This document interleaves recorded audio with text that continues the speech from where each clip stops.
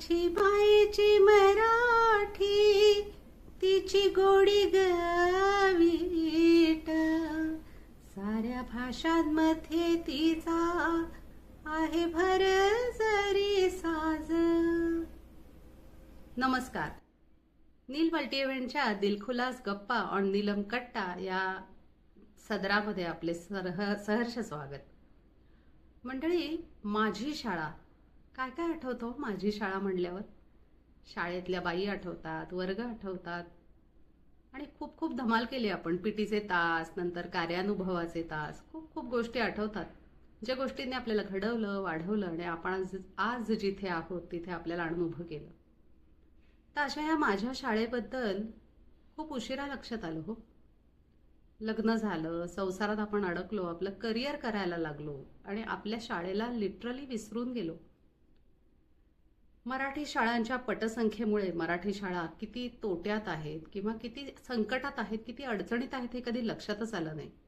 फार दूर कशाला जाता, आपण स्वतःही आपल्या मुलांना इंग्लिश मिडियमला घातलं कारण त्यांना गगनात उंच भरारी घेता यावी, भाषे वाचून अडू नये असा आपला उद्देश होता.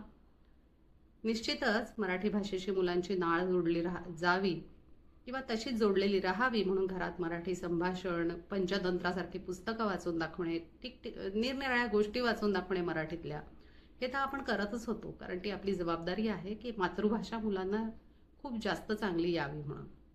परंतु शाळेमध्ये तर आपण घातलंच नाही हां. आणि मग एका टीचर्स डेच्या पुरस्कार सोहळ्याला गेलेली असताना अनेक शिक्षकांशी बोलताना लक्षात आलं की मराठी शाळा सगळ्या अत्यंत तोट्यात आहेत कारण पटसंख्या कमी आहे. दुसरी गोष्ट म्हणजे आपण इंग्लिश शाळेमध्ये 1.5 लाख 1 लाख अशी फी भरतो, पण मराठी शाळांमध्ये अत्यंत कमी फी मध्ये मुलांना अतिशय उत्तम शिक्षण दिलं जातं. मग हे सगळं ऐकल्यानंतर मी माझ्या शाळेकडे वळले आणि शाळेत खरंच चौकशी केली तर खरंच शाळा अत्यंत तोट्यात आहे. संस्था मोठी आहे, त्यांना हे अजिबात आवडणार नाही म्हणून मी शाळेचं नाव सांगणार नाही. मग मी ठरवलं की माझ्या वाढदिवसाला मी मठामध्ये अभिषेकाला पैसे देते, अन्नदानाला पैसे देते, कुठल्या तरी NGOला पैसे देते. त्या पद्धतीने दरवर्षी मी शाळेला पैसे देईन. आपण लाखो विद्यार्थी असो ज्यांना शाळेने घडवलंय, वाढवलंय आणि त्यांच्या जीवनात उभं केलंय. तर लाखो विद्यार्थ्यांनी अगदी छोटीशी रक्कम जरी आपल्या वाढदिवसाला शाळांना दिली तरी सुद्धा शाळा आपल्या तग धरतील. आपण नेहमी म्हणतो मराठी वाचली पाहिजे, मराठी जगली पाहिजे, पण त्यासाठी आपले काय परिश्रम आहेत? तर काहीच नाही आहेत. कारण आपण बाहेर गेलो की लोकांमध्ये आपण इंग्लिशमध्ये संभाषण करतो. जर समोरचा माणूस मराठी नसेल तर आपण त्याच्याशी हिंदीत संभाषण करतो. या सगळ्या आपल्याच भाषा आहेत, आपल्याच मावशा आहेत. परंतु आपली भाषा टिकवण्यासाठी जे काही एफर्ट्स आपण घ्यायचे ते घेतले जात नाहीत. तुम्ही 60 वर्षाचे असाल, 70 वर्षाचे असाल, 40 वर्षाचे असाल, 30 वर्षाचे असाल, जर तुम्ही मराठी भाषेत शिकला असाल तर आज तुम्ही शाळेची चौकशी करा. आपल्या शाळेला काय लागतंय, काय गरज आहे, ती शाळेची इमारत, त्याचं मैदान, हे सगळं तसं आहे तसंच दिमाखात आणि डौलात उभं राहिलं पाहिजे असं मला निश्चित वाटतं. तुम्ही परदेशी असाल तर खूपच जास्त आणि चांगली मदत करू शकाल आपल्या शाळेला.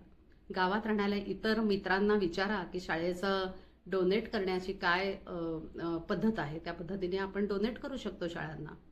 अनेक नामांकित शाळा पुण्यातल्या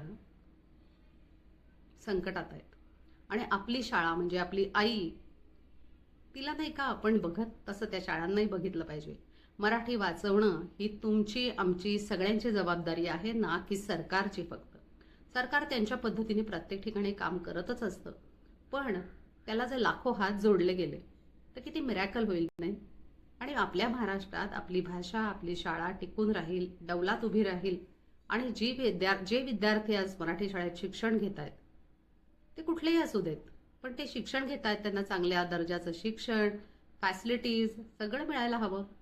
आज शिक्षक जीव तोडून शिकवत आहेत विद्यार्थ्यांना, ते अजिबात एकटं पडू देत नाहीयेत. अनेक स्पर्धांना मुलांना पाठवतात, अनेक बऱ्याच वेळा पदरमोड करूनही हे सगळं करतायत.